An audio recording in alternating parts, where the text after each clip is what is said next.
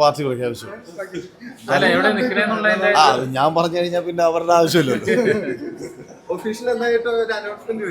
ഇത് പിന്നെ തീർച്ചയായിട്ടും എനിക്കൊന്ന് ഡൽഹിയിൽ നിന്ന് അതിന്റെ ആദ്യത്തെ 40-45 പേരുടെ പട്ടിക വരുമ്പോൾ നമ്മൾ ഉണ്ടാവാൻ സാധ്യത. എന്തിനാ ഞെട്ടി? നമുക്ക് എല്ലാവർക്കും കൂടെ ചേർന്ന്, ഞാൻ നിങ്ങളിൽ ഒരാളായി നിന്ന് സംസാരിക്കാൻ എപ്പോഴും ആഗ്രഹിക്കുന്ന ഒരാളാണ് ഞാൻ. എല്ലായ്പ്പോഴും നമ്മൾ നല്ലത് പറയുമ്പോഴും നമ്മൾ വിമർശനം ഉന്നയിക്കുമ്പോഴും ഒക്കെ തന്നെ ഇത് ഇപ്പോൾ ചിലപ്പം നിങ്ങൾക്കൊരാൾക്ക് പല ചിന്തകൾ കാണും.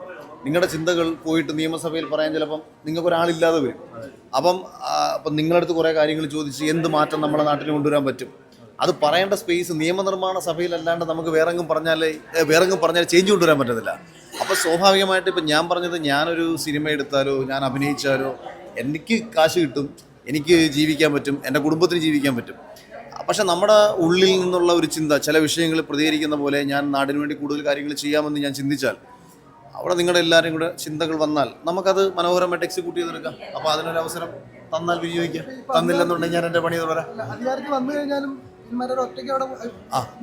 അല്ലല്ല, ഞാൻ പറഞ്ഞത് നമ്മൾ ഏത് രാഷ്ട്രീയ പ്രസ്ഥാനത്തിനകത്ത് പ്രവർത്തിച്ചാലും ഏതൊരാൾ പ്രവർത്തിച്ചാലും അയാളുടെ ബേസിക് ലക്ഷ്യം ഞാൻ ഈ പറഞ്ഞതാവണം.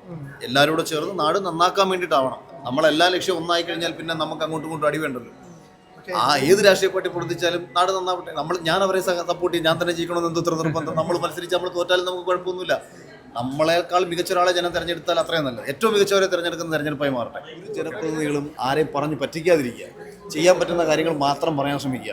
നമുക്ക് ഇപ്പോൾ എനിക്കാകെ ചെയ്യാൻ പറ്റുന്നത് നാടിന് വേണ്ടി നിയമസഭയിൽ ഏറ്റവും മികച്ച രീതിയിൽ സംസാരിക്കാൻ കഴിയുക എന്നുള്ളതാണ്. ബാക്കിയെല്ലാം സർക്കാരിൻ്റെ പ്ലാനുകളായിരിക്കും.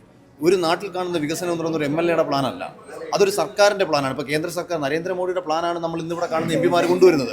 പിണറായി വിജയൻ്റെ പ്ലാനുകളും സർക്കാരിൻ്റെ പ്ലാനുകളുമാണ് ഓരോ മണ്ഡലങ്ങളിലും പലരും നടപ്പിലാക്കുന്നത്. അല്ലാതെ ഒരു മണ്ഡലത്തിലെ MLAക്ക് ലിമിറ്റേഷൻസ് ഉണ്ട്. മണ്ഡലത്തിലെ MLA ജനങ്ങൾക്കൊപ്പം സജീവമായി പ്രവർത്തിക്കുക, ജനങ്ങളുടെ ആവശ്യങ്ങൾ ഇടപെടുക, അവരുടെ വിഷമങ്ങൾ പങ്കുചേരുക, അവർക്കൊരു ആപത്ത് പറ്റിക്കഴിഞ്ഞാൽ ഇടപെടുക, നിശബ്ദരാക്കപ്പെട്ട ജനതയ്ക്ക് വേണ്ടി സംസാരിക്കുക, അവരുടെ നാട്ടിലൊരു പ്രശ്നം വരുവാണെന്നുണ്ടെങ്കിൽ അത് സമൂഹത്തോട് അഡ്രസ്സ് ചെയ്യുക.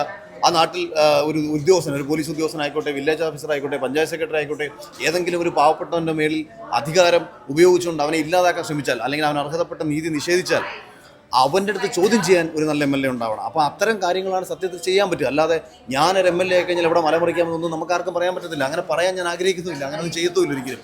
പക്ഷേ ചെയ്യാൻ പറ്റുന്ന കാര്യങ്ങൾ എല്ലാവരുമായി ചേർന്ന് ചെയ്യാം. നിങ്ങളൊക്കെ ഒപ്പം ഉണ്ടെന്നുണ്ടെങ്കിൽ ചെയ്യാൻ പറ്റുന്ന മാറ്റങ്ങൾ കൊണ്ടുവരാൻ ഞാൻ ശ്രമിക്കാം.